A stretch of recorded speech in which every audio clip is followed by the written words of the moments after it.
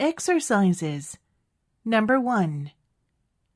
Athletic performance is not the only impact that our changing climate has on sports.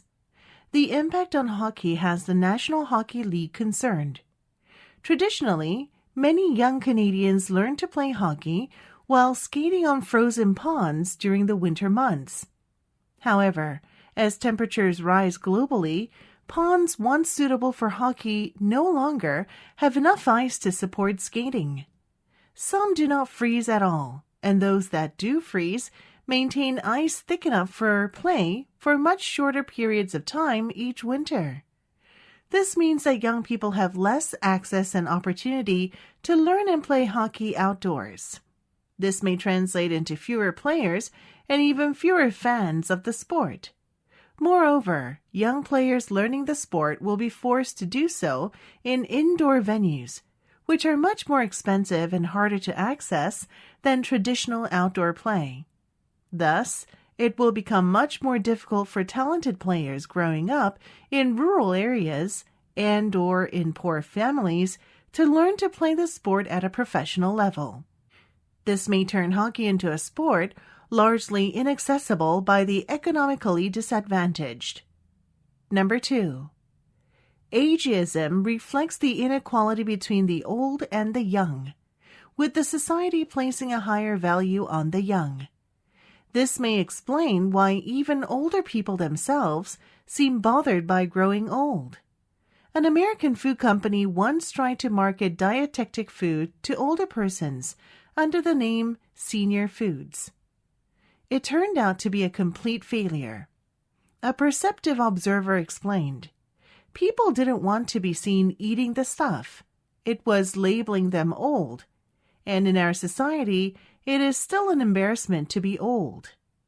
The bottom line is that American culture is youth-oriented, which makes older people feel bad about their age. This feeling may further be related to the biological and psychological processes of aging. But social forces, such as society's tendency to define older persons as a national burden rather than a national treasure, play an important role as well. These social forces can worsen or diminish the biological and psychological aging. Moreover, the experience of aging varies within the United States and around the world, involves being subjected to prejudice and discrimination, and is misused to generate the myths of aging. Number 3.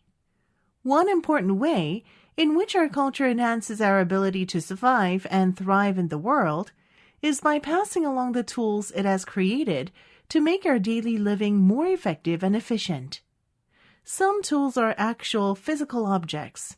For example, hammers help us build houses, and scissors can cut paper and cloth. But many others are cognitive tools that enable us to think in more productive ways.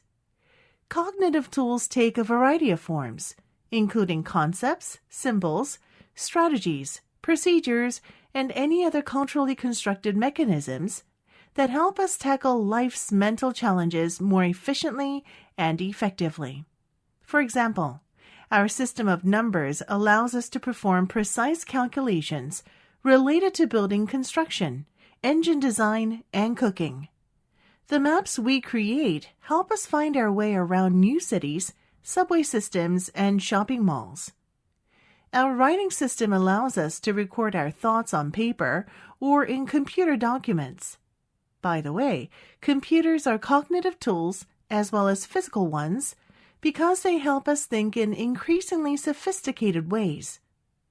All of these tools are cultural creations, the results of many, many years of our collective ingenuity and meaning-making.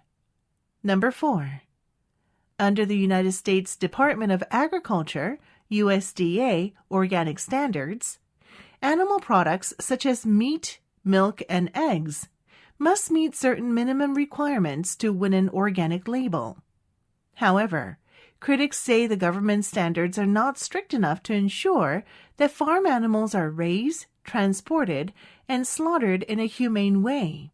The USDA regulations, for example, provide that animals must have access to the outdoors, including access to pasture for cud-chewing animals such as cattle and sheep. Critics say opening a barn door just minutes per day, however, might meet this definition, and organic animals may never get to walk freely around an outdoor range or pasture.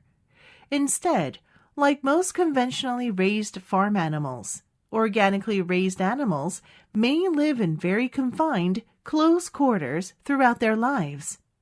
To solve this problem, some animal producers are adding other labels to their foods, such as open pasture or pasture raised, to indicate that animals are raised in a pasture rather than fattened in a confined facility. Consumers, however, must be cautious of some labels that seem to suggest humane conditions. Designations such as free-range, cage-free, or grass-fed do not necessarily guarantee that animals are not confined or raised in the outdoors. Number 5.